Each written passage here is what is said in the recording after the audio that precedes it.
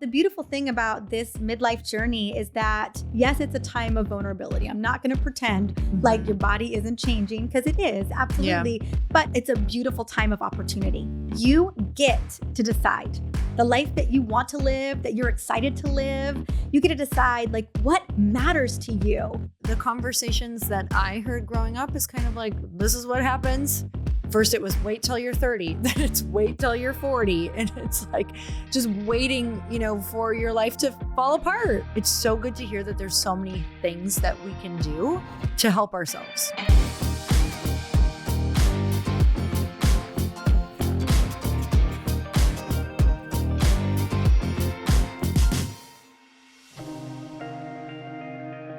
Welcome to the Earn Your Happy podcast. I'm so excited that you're here. Lori, I am so excited for our conversation. Me too. This is a topic that is so popular right now. Mm-hmm. And I know so many people are interested. Whenever I do any topic about just hormones, perimenopause, menopause, I swear people, it's like, I think it's a newer conversation for some people too. And the way that you talk about it, I love it. And congratulations on your book. Oh, thank you so much. It is so much more than a book. It is a movement. I'm calling it the rally cry that so many women are wanting. This book was everything I needed when I started going through perimenopause. And I was like, wait, there's nothing out here? And so that's why I'm so excited about this book, is that I think women are going to really feel it. Because they're going to so deeply relate to the experience. So this started for you because you felt alone during your experience. Yeah, I would say blindsided is a great way to describe it. 43 years old. I was really coming out of postpartum. My son was barely 2 and I was checking the boxes. I was doing all the right things. I was eating well. I was exercising. And all of a sudden I started feeling this deep sense of dread. My brain felt like it was scrambled. My stress tolerance, where I had felt steady and on top of everything, just seemed to flutter away. And I felt like I was losing myself. I felt untethered. And I remember going down all the rabbit holes.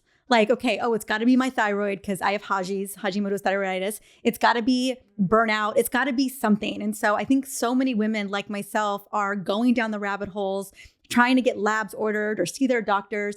And on average, a woman in perimenopause will see a doctor or go to doctor's visits 4 to 6 times before the dots are connected that what they're experiencing is perimenopause or menopause. And so often what ends up happening as a result is that women are delayed care, they're delayed diagnosis, treatment, and their quality of life suffers. And so that was very much me. I was in that boat for 6 months where I'm like, what is happening? Nothing's adding up. It was after 3 months after I was tracking my cycle, I was tracking my symptoms, and about 5 days leading to my period, I would get this deep sense of dread and rage. And it was like clockwork. And in the 3rd month in a row that it happened, literally like on day 26 or day 25, I was like, this is perimenopause. That's what this is. And finally, it felt so good to be able to put a name to what was going on with me, why I didn't feel like myself anymore. Okay, so explain to everybody, what exactly is perimenopause? Yes. So I think we all know what menopause is, but I just want to quickly define that because I feel like we can go from there. So I feel like everyone kind of knows what menopause is. And that is when women have gone a whole year without a period and then stamp that is menopause. And then the rest of the journey is menopause or postmenopause, depending on how you want to call it. But before we go into that defining moment, that one day in time where we hit menopause, there is this transition where our hormones are slowly declining or erratically declining and our ovaries are basically coming offline. Now that transition is perimenopause and it can last anywhere from 4 to 10 plus years. And it is, I remember I heard a meme recently that was like, transition, that's a career. It's such a big part of our lives. And yet so many women had no idea or have no idea that that is what's happening in their bodies, that their bodies are basically going through a second puberty, where instead of ascending into our reproductive cycle, our reproductive, our monthly cycle and our reproductive years, we are now descending into menopause. And that's the transition. So around what age can that start for people? It can start as early as 35 years old. Wow. So we know that natural menopause is anywhere between 45 and 55 years old, but the average age is 51. But if we reverse engineer, let's say a woman is going into menopause at 45 and we can never know when it's going to happen to any of us. If we reverse engineer that women can start experiencing symptoms as early as their mid 30s. But typically it's early 40s. Okay. Yeah. And what are some of the symptoms for people when they experience them in their 30s? Yeah. So it can feel like an exaggeration of the daily pain points of life for women. So I think that's a lot of why we don't understand what's going on is that, it's just, I'm feeling stressed or my sleep is a little off or I'm feeling brain fogged or my energy is off or I just don't have the capacity to do what I used to do just effortlessly. My mood is off. I'm feeling more irritable, mood swings, maybe a little bit of rage. And so again, I think a lot of women in their 30s can already be experiencing some of these symptoms, but perimenopause just kind of exaggerates them or amplifies them a little bit. And so that's why a lot of women are actually in perimenopause, but they don't know it. Because again, I've been struggling with energy issues for years. My brain's been kind of on and off for years. My exercise recovery or workout recovery has kind of just been, not as great as it used to be. When really some of these signs are very clearly early perimenopause. Is it hard for people to tell like the difference between, because a lot of what you explained is sometimes if we're not eating well or taking care of ourselves well, we can get just a plethora of side effects. So how do people start telling the difference, especially because you went to the doctor and you weren't getting, diagnosed with perimenopause at all? Yeah, that is a great question because depending on how you are living your life, depending on your lifestyle, it can really dictate how you're going to feel in perimenopause. And so my big recommendation is number one, track your cycle. Your menstrual cycle is a vital sign and it can give you so much information as to what is happening in your body. And number two is track your symptoms. Are you noticing that, your PMS symptoms outside of being just 2 days, now they're 4 days, or maybe they're 5 days, or maybe you're noticing that your mood swings are just more intense leading up to your period. Maybe you're noticing that, when you're supposed to be feeling alive and incredible in the follicular phase of your cycle, it's not feeling so shiny anymore. And so those are things I would be looking for. The other thing that's really important is that there are a lot of women that are entering in perimenopause with other health issues or other, like you said, a poor diet, or they're not moving, or they have a high stress job, or they're brand new moms. And so it's rarely that we come into perimenopause with a clean bill of health. Like for me, I was in postpartum coming out. So I had low hormones to begin with. And then also I have Hashimoto's thyroiditis. I have thyroid issues and I've experienced chronic fatigue in the past. And so, although I had shored a lot of those things up and I had my Hashimoto's in remission, I know that those are always kind of playing in the background into the amplification of what my perimenopause journey is. And so I would say those first couple of years where you're beginning to feel like something isn't right, like trust that deep intuition and, go get labs, start tracking your cycle, look at those symptoms so that you can start having a conversation about what is happening for you. And the thing about all of those symptoms that you mentioned, those side effects, is although a lot of those things are normal and normal for women, that they're not necessarily. Like they may be common, but they're not necessarily normal. And so again, it's so important that when these symptoms begin to arise or get worse, to go and seek out a menopause or perimenopause expert so that they can start working with you to address the lifestyle piece, but also address the hormones that are changing in your body. Where does somebody find a perimenopause expert? Because a lot of people just go to their doctor, they ask the questions, they don't get the answers that they want. So is that something you can Google search or what? Where do you can find chat one? GPT. Yeah, exactly. Pretty much now anything, but yeah, it would be a Google search. I would say one of the best ways I recommend to my patients who live all over the country and all over the world is find your local compounding pharmacist. So this is where they're compounding hormones like estrogen and progesterone and testosterone. And who are the doctors that are doing that? interesting. Yeah. And who's the one that's really getting it right? And then ask for that referral or that information. So that would be where I would start locally. That way, you know that you've got someone who's very savvy, understands the dynamics of hormone changes, and even ask that compounding pharmacist, is this person, are you seeing perimenopausal women in here versus just menopausal women? Again, we don't have a lot of standard of care around hormone replacement therapy for perimenopause. It's typically menopause, but we're beginning to see that shift. And so that's what I would do to kind of figure out who's the menopause and perimenopause expert. Because yes, a typical OBGYN doesn't have the adequate amount of menopause education. Typically, it's 1 to 2 hours in medical school and almost none during residency. Wow. So they are delivering babies and they do that really well. And it's often a very surgical residency.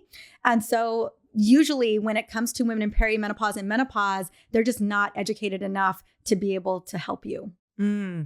Okay, so tell me about, I don't think we did a deep dive, but all the different phases of perimenopause. And it's sounding like there's a lot of help that we can get with each phase because women have just eternally struggled. I find it crazy, especially knowing, when men start to get older, they get on just different therapies, testosterone therapy. It's so normalized for so many men. At least here it is. And it's not that talked about yet for women to have support throughout that. So tell me about some of the different phases and then we'll go into what's available.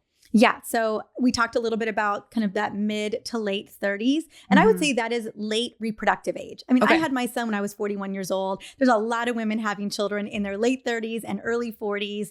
And so I just want to point that out that is happening. But usually around mid 30s to late 30s, again, it's those subtle shifts. All of a sudden, your PMS symptoms are a little bit more intense. Maybe your menstrual cycle went from a 28-day to 26-day, or it's a little bit heavier, or it's a little bit lighter. So maybe some menstrual cycle changes. And also your brain is changing. So a bulk of the changes that's going to happen in early and kind of early perimenopause is going to be brain related. So I talked about the sleep issues, the mood swings, maybe a little bit more anxiety or depression. Maybe you're feeling a deep sense of dread, or just that you knew that you used to feel stable. You used to feel on top of it. You used to feel like you were firing on all cylinders. And that edge that you were handling, that you were doing so well, now you're not feeling like you've got that edge. You're feeling like you're really having to effort your way through life, through the day. That things that felt effortless are not so effortless. And a kind of a big indicator, probably my favorite way of describing it is that, I'm just not feeling like myself. Something isn't right. And that's usually in the early perimenopause stage. Again, cycles are probably pretty normal. Maybe some changes that are very slight, maybe almost not recognizable unless you're really paying attention. And then we get into early perimenopause. And this is usually like 39 to 43 years old. And I have to say the average woman that's coming to me is usually 41 or 42, and they feel like they fell off a cliff. Like it is almost impossible to miss. Because now it's really starting to add up. You can't kind of blame some of the, more subtle symptoms on, man, I just had a really crazy week, or I was traveling a lot, or my kids had a lot going on. Like it's now becoming a little bit more obvious. You have a lot more symptoms on the scene. You're noticing that your words, you're not remembering what you're saying in the middle of your sentence. You're noticing that you don't remember why you walked in the door in the first place. Happened to me a couple days ago where I went into the kitchen and I was like, what did I, why am I here? I'm charging. I'm a very charge in kind of girl. And I'm charging in there and I'm like, I have no idea. And I was like, it was very, I was going in for a reason. With full intent. It seems very important. It's gone. And I even walked back out and redid it because I thought maybe I'd remember. Yeah. I remembered 5 minutes later, but I had left. I moved on to something else. I was like, okay, it's over.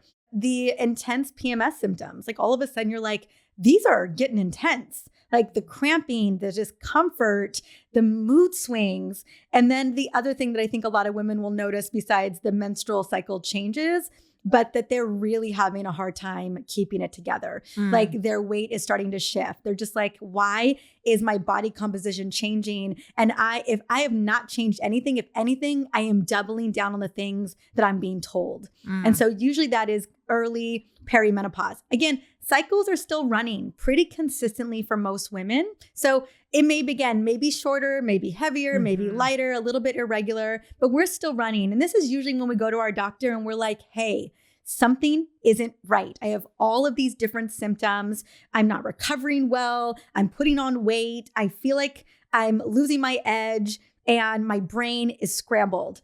And doctors are like, well, your labs are normal. Looks fine. You still have a period. So it can't be perimenopause. And they're mostly sent home. They're just like, well, this is aging. Or you're just, you know what, you have a lot of stress in your life. And yes, possibly that is absolutely true. And your body is shifting without permission. So it's a yes and. Then you go into late perimenopause. And note, by the time you get to late perimenopause, you're about 3 to 4 years out to menopause. And this is a very distinct phase where I call it the eye of the storm. Now you're skipping cycles up to 60 days or more. So your cycle is vanishing for a couple of months and then it's making a reappearance. And then you're having flooding or no bleeding. Like it's very inconsistent. It's like, you know, you're trying to find like, where's Waldo? Like you're trying to how fun. And how fun to look forward to. And this is where classically, where the diagnostic criteria around perimenopause really lands in the medical system. So we just assumed that perimenopause was late perimenopause. So any of those symptoms you were having in the first 6, 7, 5 years of perimenopause, we were like, it's all in your head. You're just stressed. Eat less, exercise more, and, you know, be lucky you have a period. That kind of energy, that kind of vibe. Yeah. But once you're in late perimenopause, and it's, again, very impossible to miss, even from a medical provider standpoint, where your cycle is being skipped. You're going prolonged times without a cycle. Now, hot flashes, night sweats, low libido, you know, painful intercourse, vaginal atrophy. Like now we're beginning to see what we call like classic perimenopause, but really these are more menopausal type symptoms. So we kind of looped them together. And I think that's why so many women, you ask your mom or you ask your aunt and they say, you know, I don't remember going through perimenopause. I don't remember it at all. And that's because a lot of the symptoms that we recognized as late peri were menopause. We called that menopause. And so a lot of women are like, unless I have horrible sleep and I have no libido and I'm having crazy hot flashes and night sweats, I just never went through it. And that's just a lot about what we got wrong about perimenopause and also how we consistently gaslit women throughout this process. And so those are basically kind of the 3 main phases. And then you're kind of in a perpetual waiting room until you hit menopause. But here's the thing, there's no end line. You don't just hit menopause and you're like, okay, done. There's so many physiological changes that occurred leading into menopause and that will continue to occur if we don't take interventions, if we don't bring on lifestyle interventions or hormone replacement therapy. Like so much of what is changing in perimenopause is silent. Bone loss, muscle loss and strength, metabolic changes, insulin resistance. Your brain is massively reorganizing and potentially you see inflammation in the brain. And so I just want to mention that so often we hear doctors are like, well, once you get through perimenopause, the hormone chaos is going to be over. But it's not necessarily true, particularly for the long-standing physiological changes that we see really play out for women in their 60s. But a lot of it was developing in our 40s. Okay, so what's happening hormonally? I know there's so many things going on, but what's kind of the main thing that's happening hormonally to us when we start going through perimenopause to menopause? Yes, that's such a great question. So what is happening to our hormones in perimenopause is that they are declining and they are erratically declining. Okay. It's not just a gradual shift down. It is an erratic shift. And here's the thing, why it's so important. These whole body hormones are so mission critical for us as women is that they have been rhythmically cycling predictably for most of us for 35 plus years. Yeah. And those physiological levels of rhythmic hormones, estradiol and progesterone, and even testosterone, they have been modulating your immune system. They have been protecting and helping to grow your bone. Estrogen is the master regulator of the brain. Progesterone is a beautiful regulator of sleep. We're talking about cardiovascular protection and gut microbiome protection. That's what these hormones have been doing. And so it's not just about boobs and your reproductive organs or having babies. It's so much more than that. And so as these hormones begin to unpredictably stop binding to the receptor sites that your body has been expecting every month, the same thing every month, all of a sudden your body's like, what is happening? What is going on? And so I just want to give the brain as an example. So we know that the brain is fueled on estrogen. Like if there was a fuel source besides glucose, right? We know that glucose is the big fuel source for the brain. But if we had a regulator, if we had a CEO in charge of a woman's brain, it's going to be estradiol. So that our brains are reliant on it. Estrogen is helping to control mitochondrial energy, metabolism. It's modulating inflammation. It's helping your brain to create growth factors. It's allowing for your brain to be flexible and to support your cognitive function and your memory and your mood. I mean, estrogen is the star of the show. And as she starts to erratically decline, it's almost like having a really bad boyfriend that keeps ghosting you. That's what's happening with estrogen. The brain's like, where'd you go? Wait, I need you. And so the brain begins this massive reorganization of trying to get by without its most critical regulator. And that's why we see a bulk of perimenopausal symptoms being brain related, including hot flashes and night sweats, including sleep issues and memory issues and brain fog and alertness, mood swings, depression, anxiety. All of this is brain related. And so that's why perimenopause is such a tumultuous time for women, is that their brains are massively shifting and changing, and it can feel like an untethering. It can feel like a disconnection. It can feel like they're not really able to function. And so, but on the back end of that, our brains have a really difficult time functioning on the other side. We see an increase in inflammation. We see a decrease in glucose metabolism, energy metabolism by like 25%. So it's no wonder women are like, is this dementia? Like, what is going on? This doesn't feel okay. Yeah. And it's because the brain is really trying to recalibrate at the best of its ability due to the loss of these hormones. Oh my gosh. I feel like looking back at, this is even helpful, like looking back at my mom, looking back at some of her friends, looking back at some people who I'm going, oh, I feel like they had a massive life change, like in their early 50s, like even just with how they were and who they were. It's so interesting to go, oh my gosh, maybe that wasn't situational. Like maybe a lot of that too is so hormonal for women. Like, I feel like this is so empowering for me to know right now, because I'm 44, and I feel like what I notice right now is just having to work a little harder for my drive. And I hear some of my friends, and I can relate to this a little bit, but you can feel like you lost your quote unquote sparkle, which is probably just your estrogen. Yeah, it's your estrogen. Yeah. Exactly. She's the sparkle. She's the sparkle. Come back, please. Yeah, exactly. So what does the support look like around that? What is it? Is it hormone therapy? I know we talked a lot about, lifestyle and things like that, but what are some of the things that people can start doing? Absolutely. I mean, I think HRT should be a conversation. As soon as you start to feel symptoms. And what does HRT stand for? Hormone replacement therapy. Okay. And bioidentical hormone replacement therapy. You want the real stuff. You want body identical hormones. And the beautiful thing is that's what most providers are recommending and giving. So, but it's important to ask for it, especially for progesterone. Progesterone, often there can be some confusion between a progestin, which is a synthetic progesterone, and actual bioidentical progesterone. So it's important to ask. even usually with estradiol, you're going to get bioidentical estradiol. You're going to get the real deal. But with progesterone, there's a little bit of nuance, even with like a Mirena IUD, some doctors think it's actually progesterone when it's not. It's a progestin. And especially for women, I think it's like over 60% of women in midlife are struggling with sleep issues. A lot of that is due to the lack of progesterone. Progesterone is allopregnanolone in the brain, and it helps to support GABA, which is a very calming, relaxing, sleep-inducing kind of hormone. And when you lose progesterone, all of a sudden you're really struggling with sleep issues. And let me tell you, you go a couple of days without good, deep, restful sleep, and no wonder your brain feels like it's scrambled. Oh, I'm a different person. Yeah, no, you can't function, right? And so women deserve, the real stuff. So when you're taking oral micronized progesterone, which is the bioidentical form, you're going to be able to see those sleep benefits. So making sure that you are getting bioidentical hormones, I think, is very important in the conversation.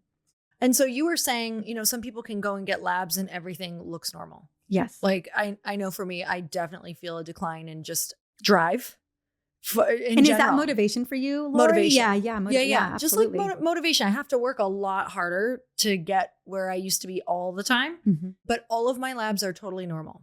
So what is that something that you would look at, or is that just like what is that conversation like when people are starting to go, no, I feel different? What does that look like? Absolutely. Well, you have to understand that when it comes to normal labs, it's a pretty big range. And what is normal may not be your normal. Got it. And, if you go to your doctor, they run kind of the baseline preliminary labs, and you come in because you are low resourced and you are struggling with energy and you're having a hard time going to sleep and your brain feels like someone scrambled it. And your doctor comes back and is like, well, you're normal. And you're 42 years old. No, I would not take that. I would be getting a second opinion. And so because the ranges are so large, you could be very, very high normal. You could be very, very low normal. And so I think it's important for not only us to get the labs that we deserve, but also understand, and it's not fair that, we have to advocate so hard for ourselves. And it's not fair that we have to like take our list and our symptoms and have our piece of paper so that we can really get what we need from our provider. But it's a time that we're living in right now. But I would say if your doctor is gaslighting you and telling you that everything looks normal and that, you're just aging or it's just midlife or whatever the excuse is, go and try to find a different provider that will actually look at your labs in a meaningful way. And we can talk about what labs I recommend. Going through reference ranges, I think, would be a little bit complicated, but I have podcast episodes and guides where you can literally cross-reference your labs to more optimal functional ranges so that you can kind of piece together what may be going on with you, especially if you can afford someone who does more functional, work, like a functional doctor. So for people listening, if they're like, oh, I want to go get some things done, what would they be asking for specifically? So I'd like to look at the whole everything. I want to look at a full functional panel so I can get a really great sense of what is going on with you in perimenopause. As I mentioned, a lot of things are shifting. Your body composition is shifting, your bone is shifting, your muscle is shifting. And really, a lot of these things are declining or changing. Inflammation markers may be going up. Your metabolic markers may be shifting as well. And so you want to get a full picture. The one thing I will say about perimenopause is because these hormones are erratically shifting and declining, we could get a good day. Your hormones could look great today and not look great tomorrow. Yeah, you're like, please look bad on the day I need you to. Exactly. Yeah. And so when you've got a great perimenopause and menopause doctor, functional doctor who can read the tea leaves, right? I could see that maybe estrogen's still fine, but your highly sensitive CRP, your inflammation marker, isn't. Okay, that would be a good indicator. Or your fasting insulin is above a 6. I'm like, okay, there's a little bit of insulin resistance. So when I start to look at all of these labs and I'm like, and one, it's you're telling me you've got symptoms, I believe you. I deeply believe you. And then I'm taking a look at these biomarkers and I'm like, okay, yes, maybe estrogen still looks okay, but everything else over here is looking a little out of range. And it really validates what you're experiencing. Then then we start to talk about, okay, what are some of the lifestyle levers that we can make? How can we prioritize you right now? And then if depending on what those symptoms are, would hormone replacement therapy make sense for you right now? With a lot of women, they talk a lot about weight gain throughout this process. It's kind of one of the biggest, it's sometimes the biggest thing that sets them off first, because you just feel so not like yourself and you're doing the same thing. You're eating the same way. Maybe you're even exercising more, or maybe you don't even have the energy to exercise like you were, but you just feel like you should not be gaining this much weight. Tell me a little bit about that process and what we can do to help that as well. Yeah. So I want women to know that this is very typical and it is not your fault.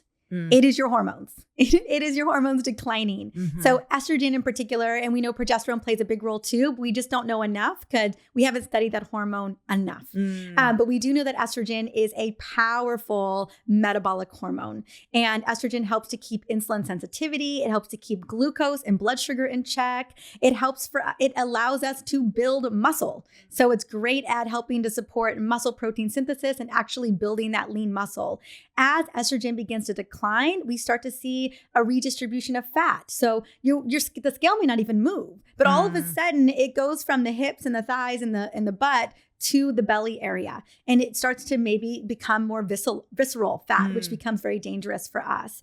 Also, we know that, again, insulin begins to shift. It's not as sensitive. And that is also a fat storage hormone. So with estrogen significantly declining over perimenopause, we are going to see changes in your blood markers, in your metabolic markers, your body composition, your muscle. And if your muscle, which we know is your metabolic sink, your organ of longevity, you losing it isn't going to help your weight loss. It's going to unfortunately lead to more weight gain. And so that's a big player here. Also, a decline in testosterone for some of us. It's also playing out in our motivation, our confidence, our getting to the gym, right? That's going to be a big one. We always think about, testosterone isn't even FDA approved for women, but when we think about a reason to give it to women, it's usually for libido. You have a low libido, but we know that it does so many other has so many other benefits, including cognitive benefits, muscle recovery, and also building muscle. So testosterone may be dropping as well. And then we've got cortisol. And I think you've probably had people talk about cortisol on the show and how it deregulates, and particularly in perimenopause with lifing, and these other hormones shifting, we will also see deregulated cortisol levels, which if it's deregulated, it's also going to contribute to more fat storage. So there's a lot of hormones as they begin to deregulate, that homeostasis of keeping our metabolism in a good place kind of just begins to falter. And we see that in the weight gain. So yes, we're okay, a little bit more stress, a little bit more mood changes. Maybe we can't stand when our partner is chewing and breathing anymore. But when we care is when we start to notice that we are putting on weight, or weight is moving on our body without permission. And I want you to know that, how we trained and how we ate in our 20s, even in our early 30s, just has to shift differently for us when we enter midlife. So does hormone therapy help with this also? Like, do you see once you get people in a good place with hormone therapy, do you notice that they feel a lot better with motivation? Do they drop weight? What does that all look like when they get to a place that you feel they're in a good spot? I would say absolutely yes to all of that. So if you're taking progesterone and you're sleeping better, you have more deep quality sleep, you're going to feel more energized in the morning. You take estrogen and she comes back on the scene and your mood's more stable.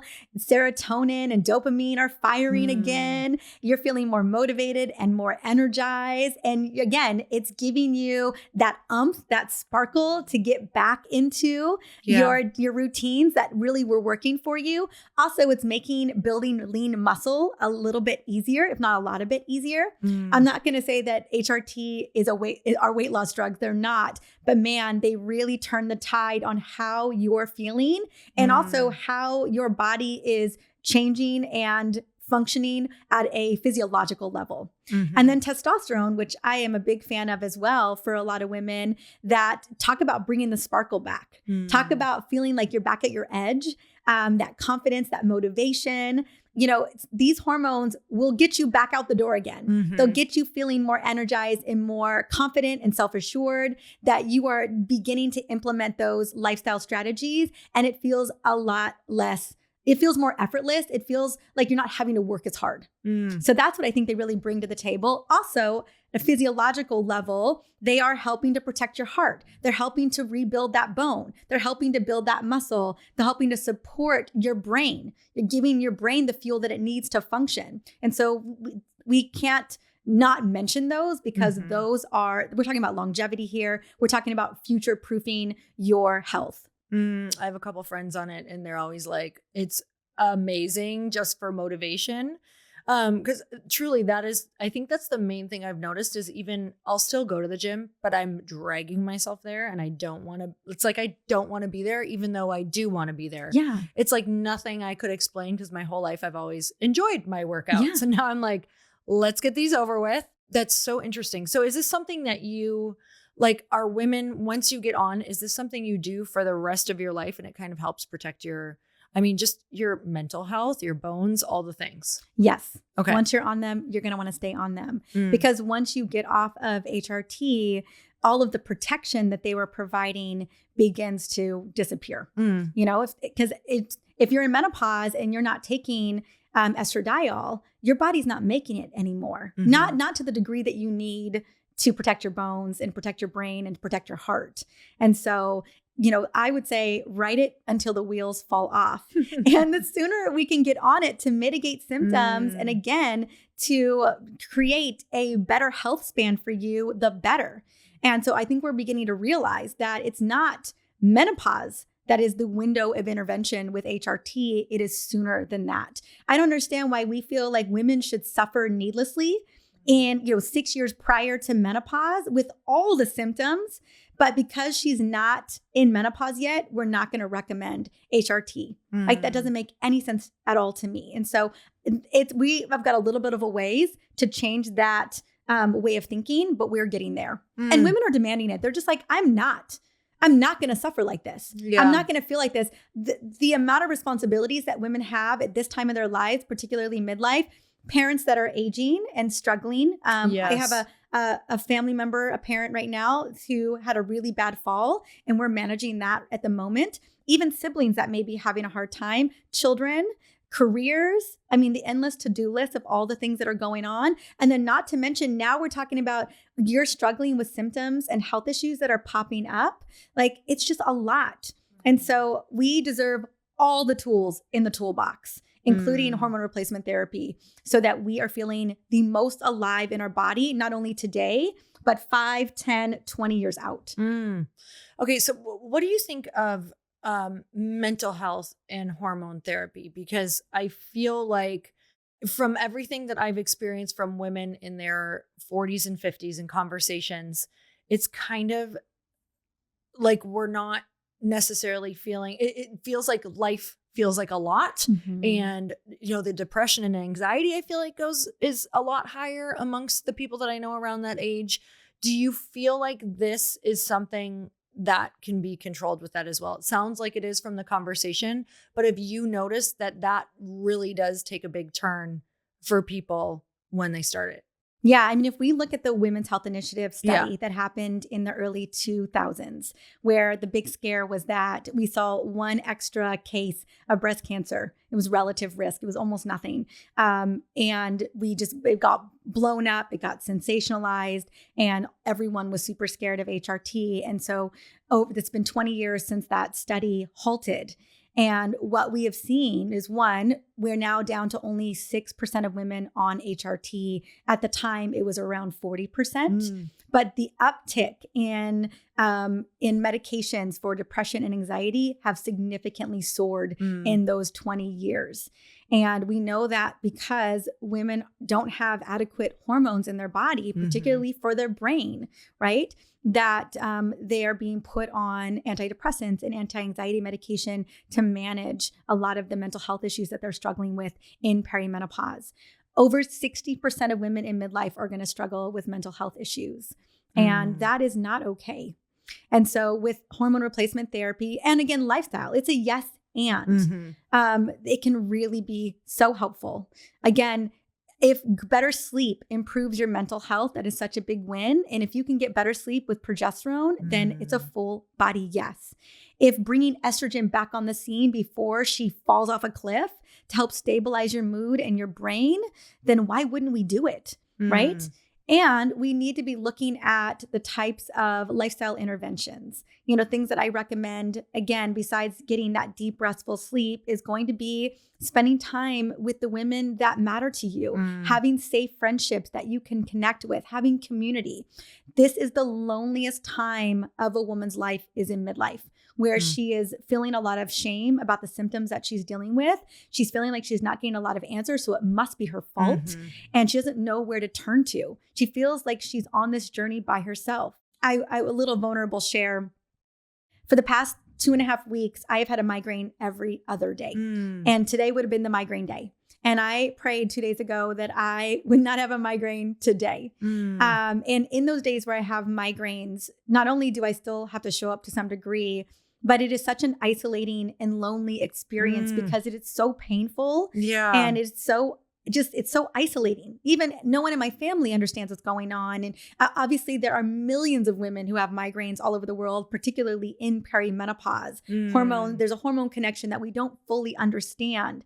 But even still, gosh, on the days where I can't function or I feel like I'm half of myself, it is just so lonely, and it's so hard to communicate that to everybody else. And so you can imagine a woman who's having leakage issues, or she's having horrible hot flashes or migraines in this time. It can be so hard to know who to turn to or to have those really safe conversations. But it is the time, I know, as uncomfortable as it is, to double down on your friends, on the people that matter. I'd say probably one of the biggest longevity hacks that we can implement is spending time with the people that we love in real life. And if I was to double down on that longevity hack, I would say walking in nature with your besties. Like, be outside in nature with your girls, walking or hiking or doing whatever you love, right? So community is so critical in this time where we're really struggling with our mental health.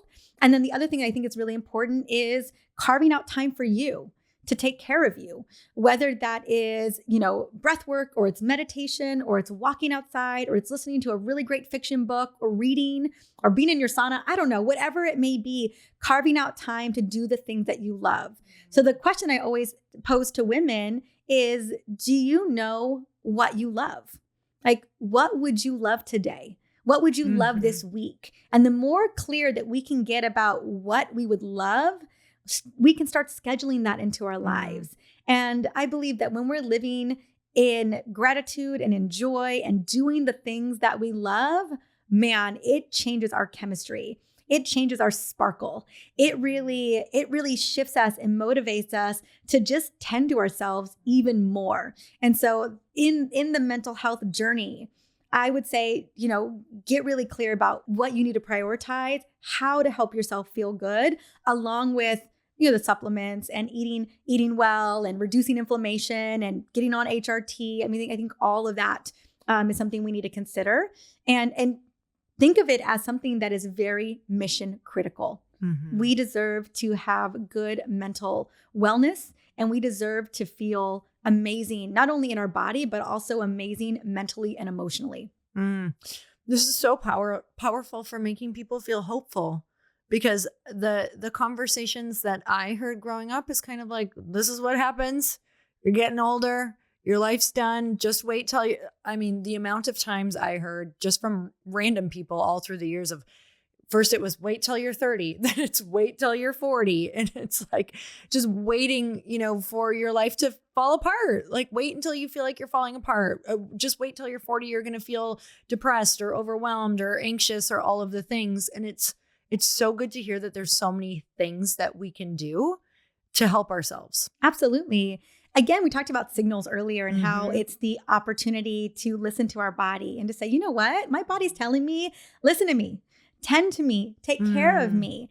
Well, the beautiful thing about this journey, this midlife journey, is that yes, it's a time of vulnerability. I'm not going to pretend like your body isn't changing, because it is, absolutely. Yeah. But it's a beautiful time of opportunity.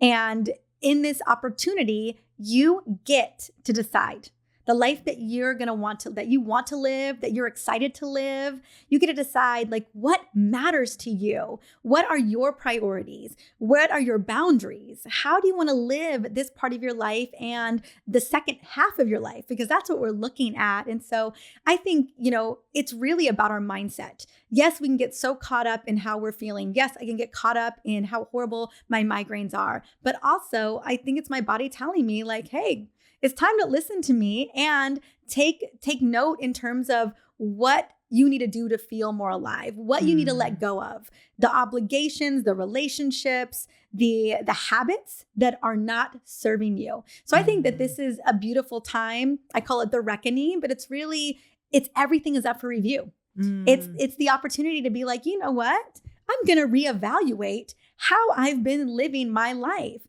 I think I've been living it for everybody else. And my body's like, you know what? That time is over. We get to now live it for you. And when we step into that empowerment of saying, I am going to take care of me.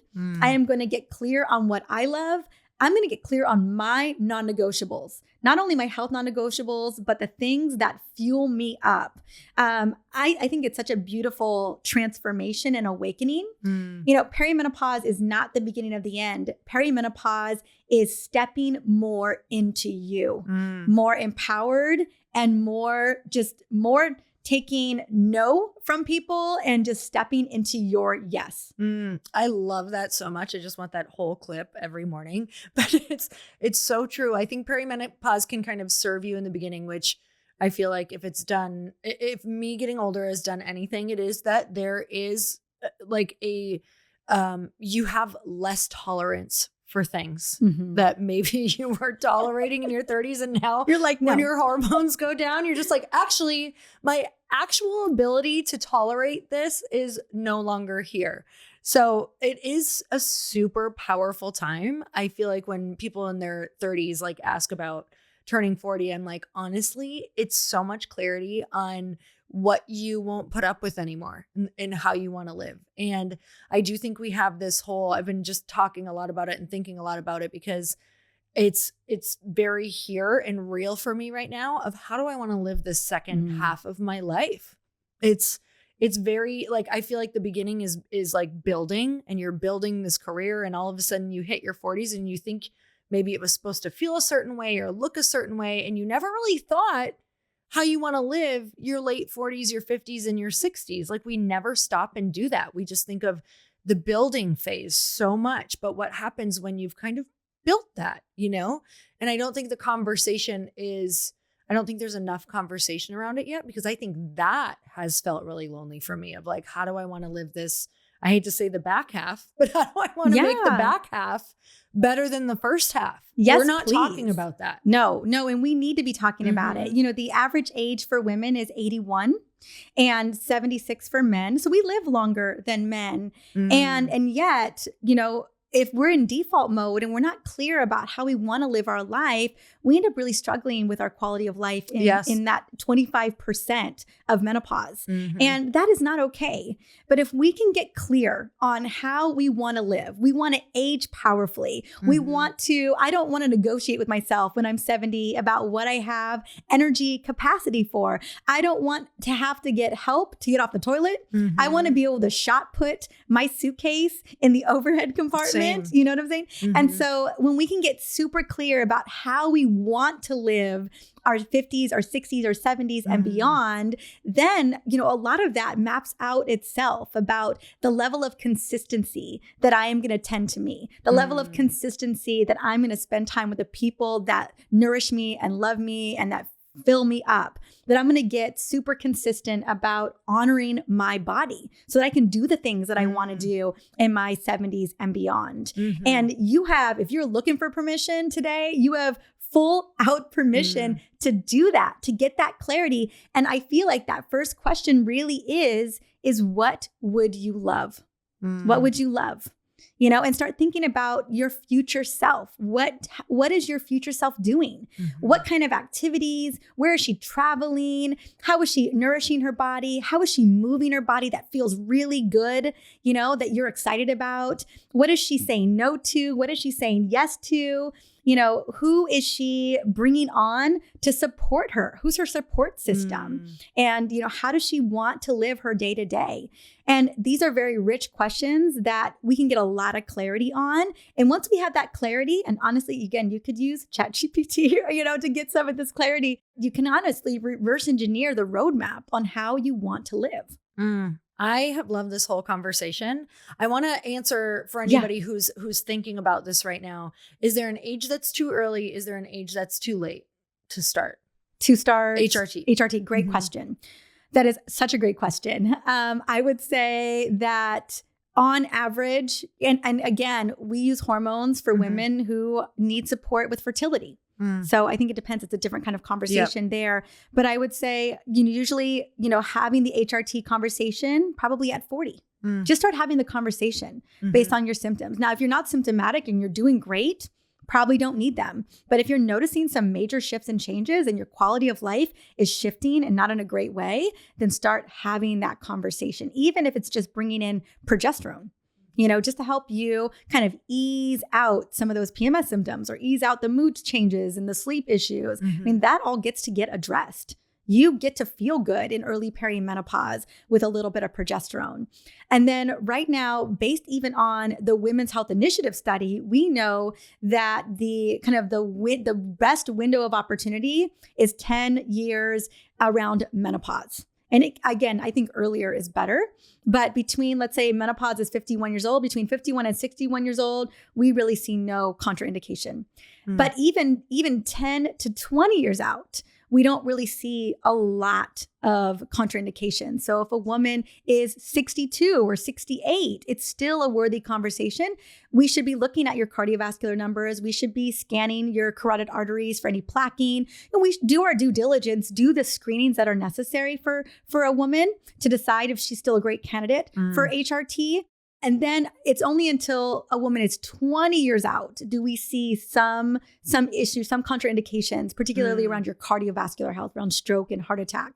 And so again, by the time you're 70, hopefully, you're on HRT, but there are still providers that if a woman in her 70s has beautiful arteries and low inflammation and no diabetes, that it's still a potential, not only a conversation, but that she can get on it. Wow. So, interesting. Okay. What do you want to leave everyone with? I want to leave everyone with that my deepest desire is for you to feel alive in your body, that at any age you deserve to feel that, and that you deserve a wellness team to support you on this journey. And that right now, I know that you're hearing a lot of information, a lot of content around perimenopause. And the reason for that is that it is truly a movement, that it's truly a rally cry, that we are tired of being dismissed, we're tired of being ignored, and that we are demanding better for ourselves. And so I want you to know, if you've been feeling a shift and a change and you're thinking, gosh, maybe I should investigate this and get some support. Yes, please. And you deserve it. Don't settle for anything less than you feeling amazing. And that is really what I want to share today, is that there are tools and there are resources out there.